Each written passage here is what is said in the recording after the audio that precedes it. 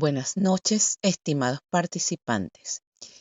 Bienvenidos al tercer encuentro síncrono para la unidad curricular Teoría de los Tratamientos 2, sección 2. Quien les habla, la profesora y tutora Yosbeli Vázquez. En esta oportunidad, el objetivo de este encuentro es darles a conocer los detalles y especificaciones de la actividad sumativa 3, que debe ser entregada en la semana 8, es decir, a partir del próximo lunes 4 de noviembre hasta el domingo 10 de noviembre.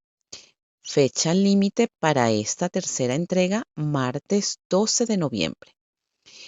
Este espacio es oportuno para informarles que aún se encuentran en proceso de revisión, corrección y calificación los informes correspondientes a la actividad sumativa 2. Las observaciones del mismo la tendrán en la retroalimentación de su trabajo para que conozcan los aspectos teóricos que les faltó incorporar con respecto a los procedimientos para cada enfoque psicoterapéutico. Hasta ahora, la observación para la mayoría es que describen el procedimiento de cada técnica de manera muy general.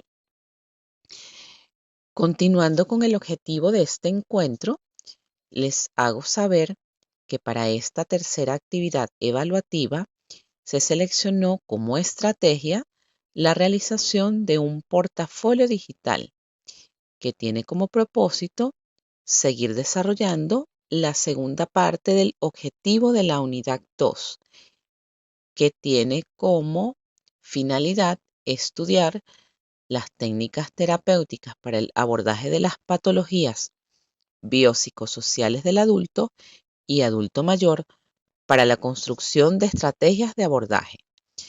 Maneja las técnicas terapéuticas para el abordaje de patologías del adulto joven y adulto mayor.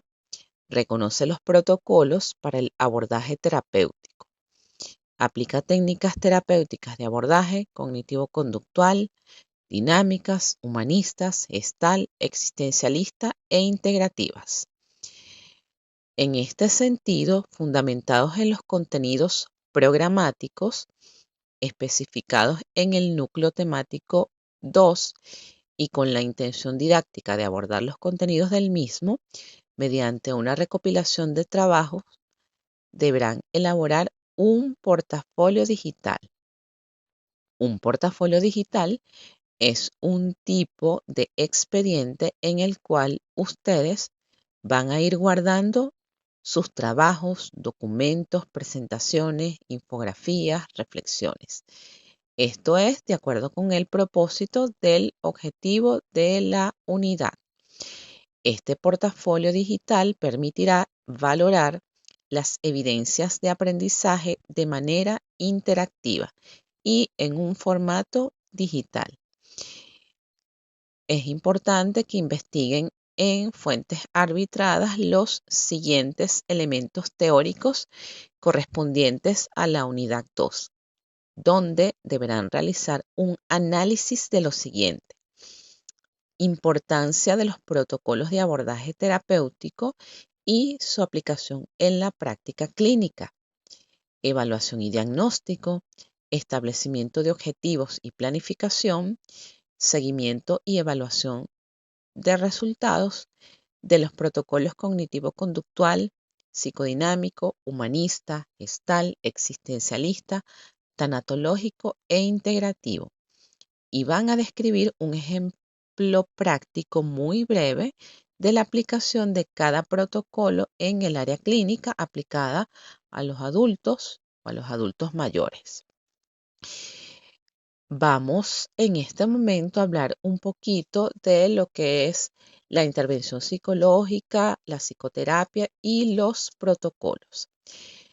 Comenzaré definiendo la intervención psicológica como aquella aplicación de principios y técnicas psicológicas por parte de un profesional acreditado, es decir, el psicólogo, con el fin de ayudar a otras personas a comprender sus problemas, a reducir o superar estos, a prevenir la ocurrencia de los mismos y a mejorar las capacidades personales o relaciones de las personas aún en ausencia de problemas. Por ejemplo, ayudará a una persona a reducir sus obsesiones en el trastorno obsesivo compulsivo, que es un trastorno de ansiedad. Orientar a una familia conflictiva para que se comuniquen mejor. Intervenir a unos niños en un medio desfavorecido para prevenir el aumento de conductas agresivas. Adolescentes normales a mejorar sus habilidades de relación interpersonal. En general, los campos de aplicación de la intervención psicológica, como ya sabemos, son muy variados. Incluye el área clínica y salud, educación, el área laboral, las intervenciones comunitarias y el área deportiva, que es un área de reciente estudio, investigación e intervención aquí en Venezuela. La terapia psicológica o psicoterapia podemos decir que es parte de la psicología clínica y de la salud. Desde este punto de vista, Bernstein y Nixel definen la psicoterapia de la siguiente manera. Consiste en una relación interpersonal entre por lo menos dos participantes, uno de los cuales, por supuesto, es el terapeuta o psicólogo que tiene entrenamiento y experiencia especial en el manejo de los problemas psicológicos. El otro participante es un cliente que experimenta algún problema en su ajuste emocional, conductual o interpersonal y ha pasado a formar parte de la relación terapéutica con el fin de resolver su problema. La relación psicoterapéutica es una alianza de ayuda, pero con propósitos bien definidos, en la cual se utilizan varios métodos, en su mayor parte de naturaleza psicológica. Esto con el objeto de provocar los cambios que el cliente desea y el terapeuta aprueba. Estos métodos se basan en alguna teoría formal acerca de los problemas psicológicos en general y de la queja específica del paciente en particular.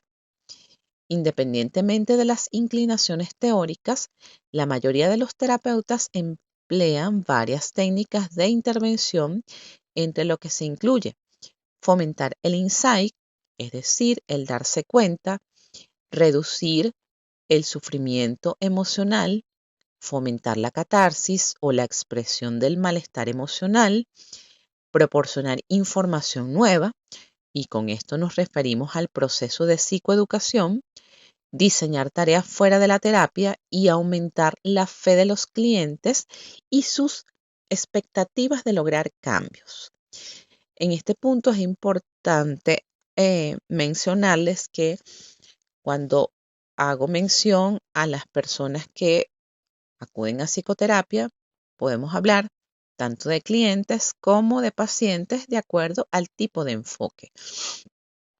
Los protocolos y las técnicas validadas son una forma de refinar la práctica clínica. En este sentido, podemos considerar que son modos de acción que incorporan un conocimiento sobre la operatividad y funcionamiento de los problemas. Su uso orienta en la recreación de pautas de acción por parte del terapeuta a fin de que el cliente actúe de un modo diferente y más eficaz sobre sus problemas. Lo que sucede es que si su uso se propone como una repetición exacta, textual por parte del terapeuta, se convierte su operatividad en una instrucción plana que corre el riesgo de no llegar al cliente o paciente. Si la curación reside en el empleo estricto del método o protocolo de tratamiento, el cliente o paciente queda eliminado como sujeto en tanto se le elimina como principio de actividad, como agente y como principio de organización, igualando falsamente los niveles, capacidades y disposiciones operatorias de todos los individuos. Por otra parte, el objetivo de la intervención psicológica también implica un tipo de intervención no solo a mediano y a largo plazo, sino a corto plazo o en situaciones de crisis. Este proceso en sí ayuda orientando a auxiliar a una o varias personas a sobrevivir a un acontecimiento traumático, tratando de minimizar el impacto psicológico a corto plazo, disminuyendo la probabilidad de que surjan trastornos psicológicos posteriores y aumentando las posibilidades de crecimiento personal. Los actos terapéuticos se basan entonces en una estimación tanto del problema como de las emociones y actitudes del cliente o paciente, como de la relación del terapeuta y cliente, y que es admisible o adecuado en ella. El terapeuta ejerce, por tanto, una teoría del problema, una teoría del sujeto y una teoría de la interacción entre sujetos. La eficacia de cualquier tratamiento psicológico de utilidad clínica está determinada por distintos conceptos. El primero, sobre la eficacia, la cual va a depender de la calidad de los datos empíricos que la sustentan. Esto basándonos en el concepto de psicología desde la evidencia empírica, cumpliendo las siguientes condiciones: haber sido investigado mediante diseños experimentales de grupo, si la asignación es aleatoria o de caso único, haber obtenido resultados posteriores al no tratamiento, placebo o un tratamiento alternativo, y tener resultados equivalentes a un tratamiento ya establecido formalmente como eficaz. Los resultados deben constatarse por al menos 2 grupos de investigación presentando el estilo de tratamiento correctamente descrito y cuyas muestras sean especificadas. El segundo se refiere a la utilidad medida en 3 aspectos: la generalización de los resultados de las investigaciones realizadas en condiciones artificiales a contextos clínicos reales, la viabilidad de la intervención propuesta referida a la adaptación de la misma por parte del paciente o usuario, y la probabilidad de cumplimiento y facilidad de compartir entre profesionales, y la eficiencia relacionada con la relación costo-beneficio, tanto para el paciente usuario como en la sociedad en general. Bien, ahora, dentro de estos protocolos y de estas intervenciones, podemos decir que hay variedad de abordajes psicoterapéuticos. Vamos a enfocarnos en este punto a hablar de 3 de ellos. Esto es un poco para que vayan ubicándose en el contexto y seguir todo lo que hemos ido trabajando en la unidad 1 y parte de la unidad 2. Desde la psicoterapia conductual y cognitivo-conductual, este tipo de tratamiento va a basar sus intervenciones, como ustedes saben, en las teorías del aprendizaje clásico, es decir, el condicionamiento y el aprendizaje operante, y en el aprendizaje social. Las terapias estrictamente conductuales ignoran los procesos cognitivos. En las versiones más modernas, donde hay una integración, los tratamientos intentan eliminar las cogniciones irracionales de los pacientes a través de los métodos de condicionamiento cognitivo-conductual. La noción de cognición irracional es un supuesto que comparten con el modelo psicodinámico. Estos abordajes basan sus técnicas en intervenciones muy concretas que pueden ser fácilmente monitoreadas y evaluadas. La idea base es que el cambio en las representaciones de los pacientes trae como consecuencia un cambio en los afectos, es decir, en las emociones y en las conductas. Las intervenciones desde este enfoque raramente están dirigidas a la interpretación, sino por el contrario, son extremo claras y tienen como objetivo mantener la motivación del paciente para cumplir con las tareas propuestas por el terapeuta, que generalmente se basan por el automonitoreo y el intento por cambiar las cogniciones y pensamientos negativos. La intervención se dirige entonces a prevenir, eliminar o reducir conductas inadecuadas y a enseñar o potenciar conductas adecuadas teniendo en cuenta las variables que controlan estas conductas. De aquí viene que las intervenciones o las técnicas de conducta pueden servir entonces para implantar, reforzar o extinguir conductas. Las metas de la intervención y esta misma se acuerdan mutuamente entre el terapeuta y entre el paciente o cliente o las personas responsables en el caso de que estemos trabajando con niños. Las formulaciones teóricas y los procedimientos de evaluación e intervención deben ser empíricamente evaluados, es decir, se valora su adecuación o eficacia utilizando una metodología científica de tipo experimental cuando es posible. Estos procedimientos de evaluación e intervención, entonces nos estamos refiriendo a todo aquel tipo de registros anecdóticos, registros de frecuencias de acuerdo al tipo de intervención conductual que vamos a realizar.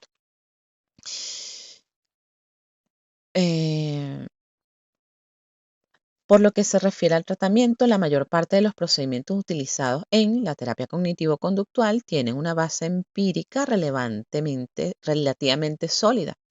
La terapia cognitivo-conductual se caracteriza por el empleo de una metodología científica en el estudio y cambio de la conducta humana. Algunas investigaciones, desde el punto de vista práctico, presentan algunas deficiencias metodológicas importantes, como diseños inadecuados, confusión entre terapeuta y tratamientos, intervenciones comparadas, evaluadores y terapeutas no ciegos a las hipótesis de investigación, falta del control de la integridad de las intervenciones y análisis estadísticos inapropiados.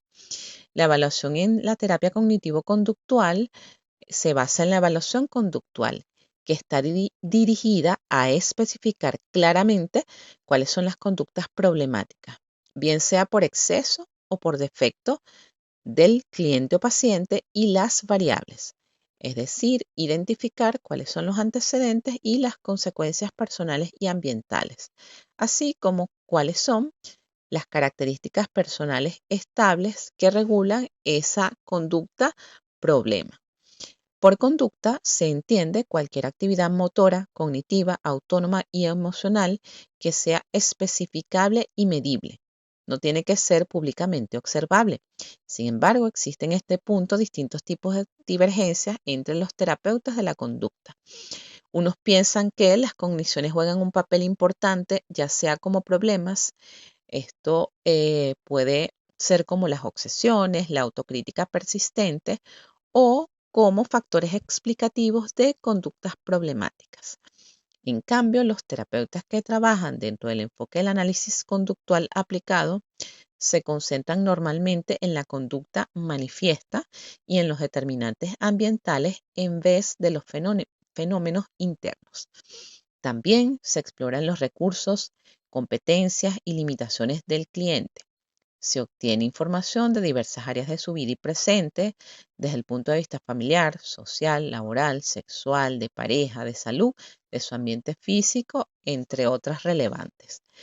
No se intenta asignar categorías diagnósticas a las personas, aunque pueda hacerse si se desea, sino saber lo que hacen, sienten y piensan en situaciones específicas y establecer las oportunas relaciones funcionales entre las conductas problemáticas y las variables que la regulan.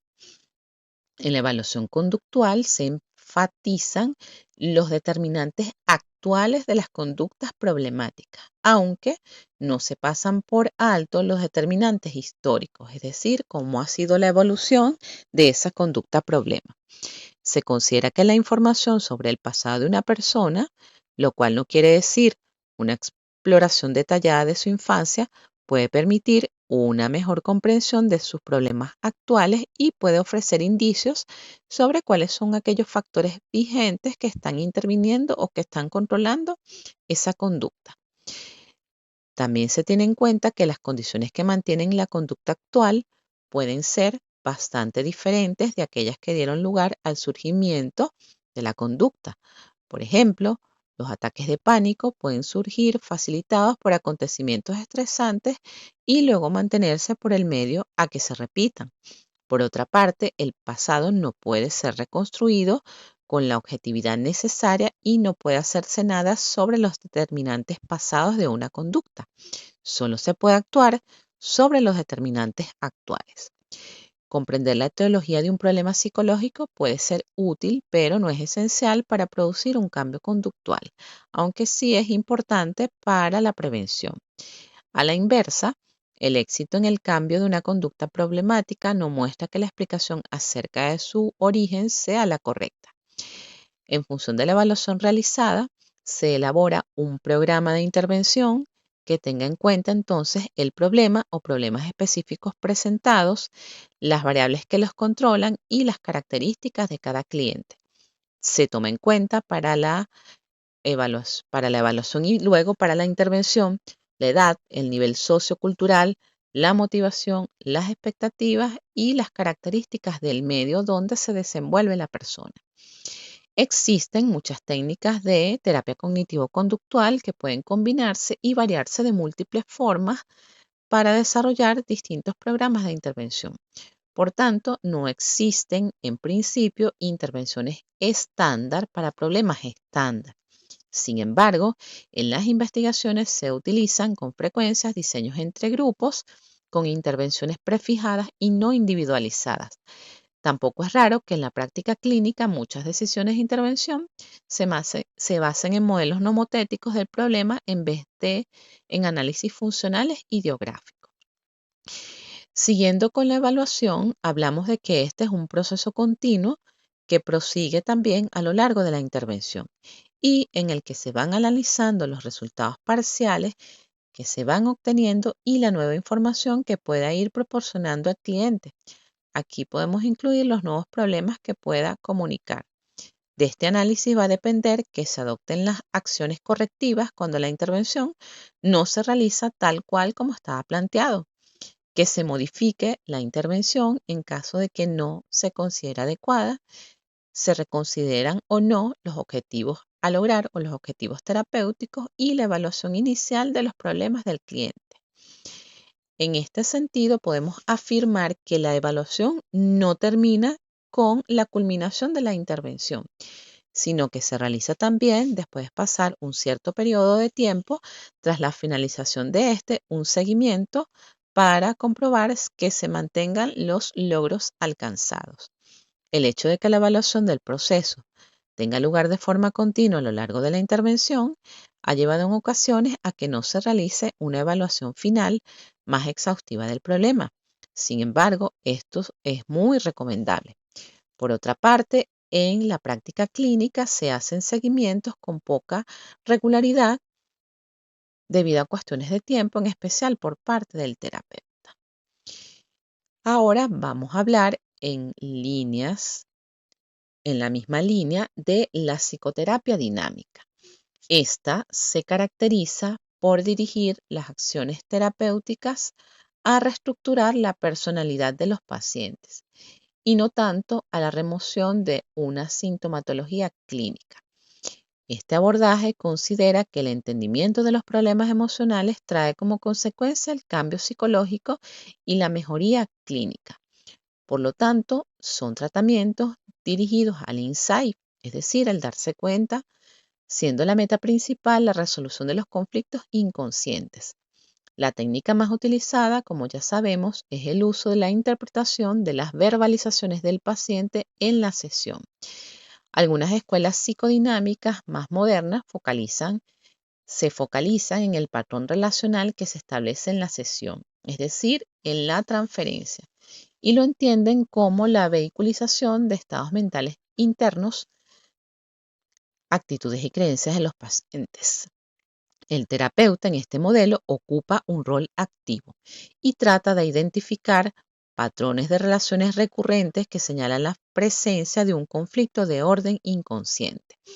Es necesario descubrir y comprender los eventos inconscientes y traumáticos del desarrollo con la ayuda de los métodos conocidos como la asociación libre, la entrevista, la clarificación y control, de modo que puedan ser elaborados por los procesos racionales y conscientes del yo y se pueda de esta manera llegar a disminuir y manejar adecuadamente las fuerzas instintivas. Se facilita así la maduración psicológica. Hacer consciente lo inconsciente es un proceso gradual que ocurre a lo largo de muchas sesiones, algunas más cargadas emocionalmente que otras.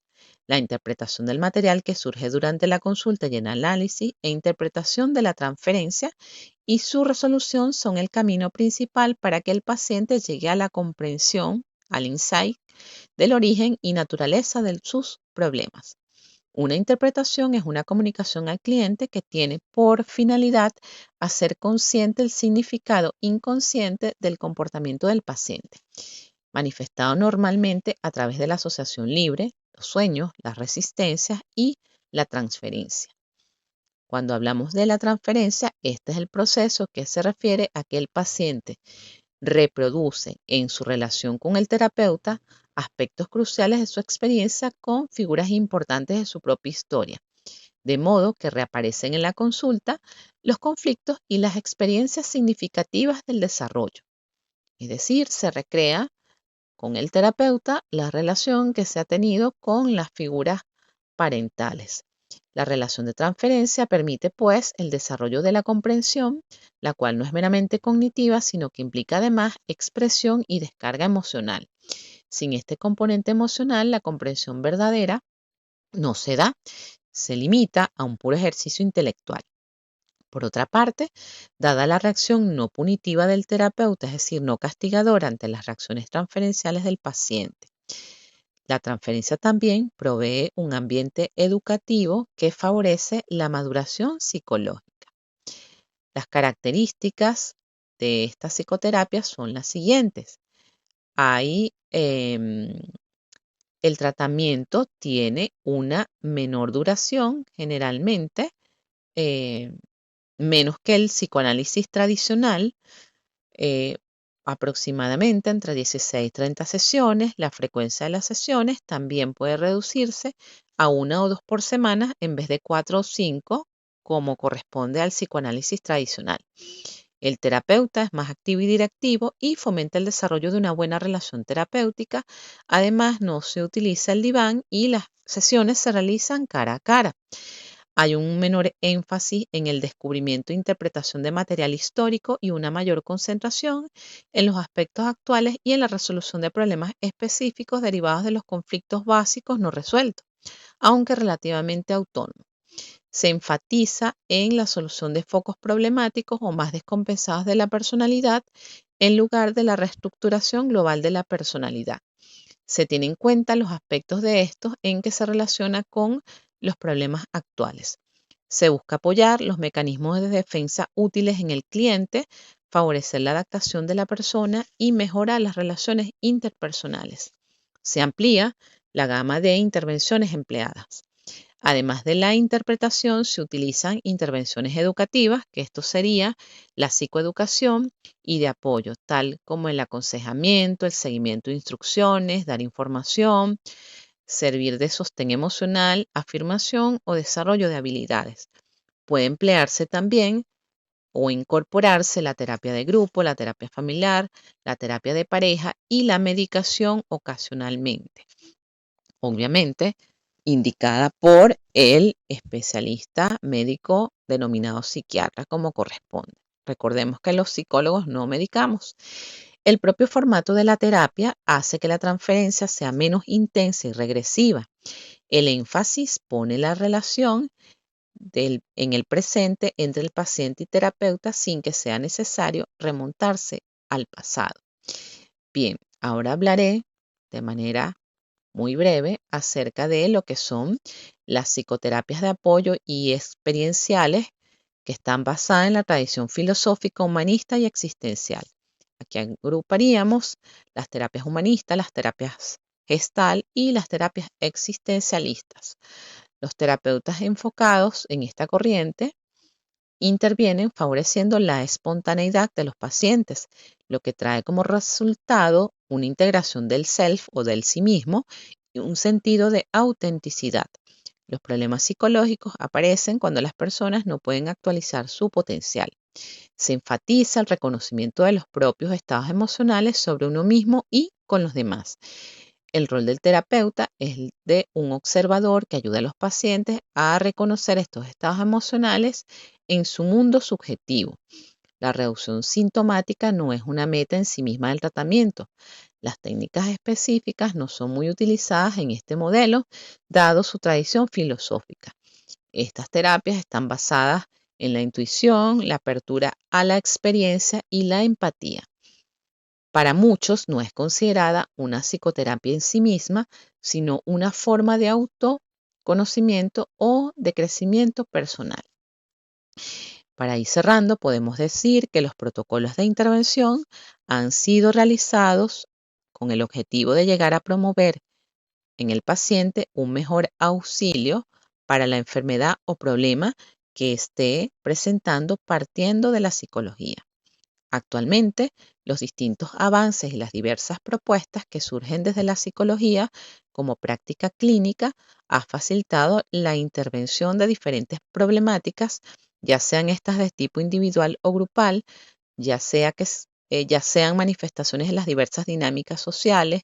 La psicología ha sido la disciplina llamada a responder a estas situaciones generando tratamientos y modelos de intervención que permitan aliviar el malestar del paciente.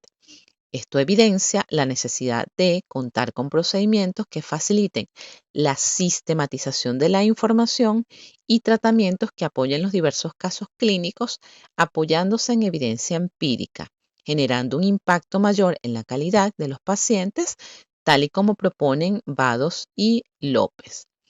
Siguiendo esto, para concluir, la intervención psicológica consiste entonces en la aplicación de esos principios y técnicas psicológicas por parte del psicólogo, basada en una teoría científica que presente evaluaciones empíricas de sus efectos, bien sea estos positivos o negativos.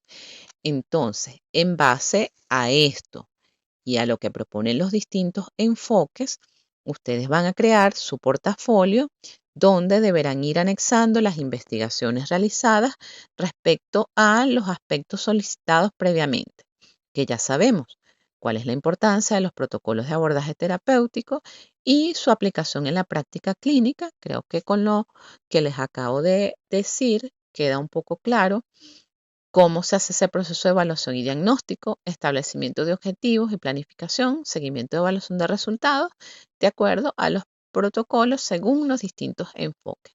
Y describir ese ejemplo práctico breve de aplicación de cada protocolo en el área clínica aplicado al adulto o al adulto mayor. ¿Cuáles son los materiales en los que ustedes van a basar el contenido de esta actividad sumativa? Las distintas revistas científicas arbitradas de psicología clínica, las revistas de psicoterapia, las distintas investigaciones en el área, así como la variedad e infinidad de manuales de técnicas de terapia que tienen algunos dentro de sus recursos de consulta. Ya sabemos que esta unidad curricular suele ser bastante extensa, amerita una lectura detallada de material especializado. Si van a usar inteligencia artificial, como lo he visto en algunos trabajos, no lo critico. Sin embargo, es importante apoyar lo que dice la inteligencia con lo que propone la teoría, porque algunos de los trabajos están quedando incompletos precisamente porque utilizando estos recursos no se profundiza en la información. Es importante que en ese portafolio exista un documento por cada enfoque. Puede ser una presentación, una infografía donde ustedes describan los aspectos que se les solicita. Utilicen la creatividad para representar su portafolio. Existen distintos tipos de portafolio. No se les va a exigir uno. Dentro de la descripción de la tarea hay 4 enlaces a YouTube para crear un portafolio desde Word, desde PowerPoint, desde Canva y así sucesivamente. Existen distintas herramientas de libre uso en la web para crear un portafolio, entre las cuales se tienen Google Sites, Evernote, WordPress, EduBlocks, Wildy, Canva. Ustedes van a utilizar estas o cualquier otra que sea accesible y manejable para ustedes. ¿Cuáles son los materiales básicos para esto? pudieron escuchar que señalé en varias oportunidades a Vados y García o Vados y López. Vados y García, hay un artículo de la Facultad de Psicología en la cual hay denominado Eficacia y Utilidad Clínica de la Intervención en Psicología Clínica y de la Salud. Y otro artículo denominado, o un material, La Intervención Psicológica, Características y Modelos. ¿Cuáles son las disposiciones de forma para este portafolio? Los resultados se van a comunicar por escrito en documento de Word. En ese documento de Word debe contener la portada institucional, el índice de subtemas, el link del portafolio digital en la aplicación que ustedes decidan utilizar, bien sea Drive, Size u otra aplicación de su preferencia. Por favor, es importante que se cercioren que el permiso y el acceso esté abierto para que una vez yo acceda al enlace pueda revisar de una manera más rápida. Y las referencias bibliográficas. ¿Qué se va a evaluar? El contenido, que esté todo desarrollado, que siga una estructura, que esté bien organizado y secuenciado, que se utilice el vocabulario adecuado al área clínica, que esté bien presentado de manera creativa y las referencias. ¿Cuándo vamos a entregar este portafolio? A partir del lunes 4 de noviembre hasta el domingo 10 de noviembre. Fecha límite para esta entrega, martes 12 de noviembre. Tenemos un tiempo suficientemente amplio para realizar esta entrega. Recuerden que no hay prórroga de las actividades porque tenemos estos 2 días más adicionales que no se penalizan en la calificación. Si hay preguntas, dudas, comentarios, reflexiones acerca de la manera de hacer este portafolio, acerca de el material bibliográfico, recuerden que me pueden escribir a través de la mensajería del aula virtual o a través del foro de dudas que a la brevedad posible les respondo. Muchas gracias por su atención. Hasta el próximo encuentro.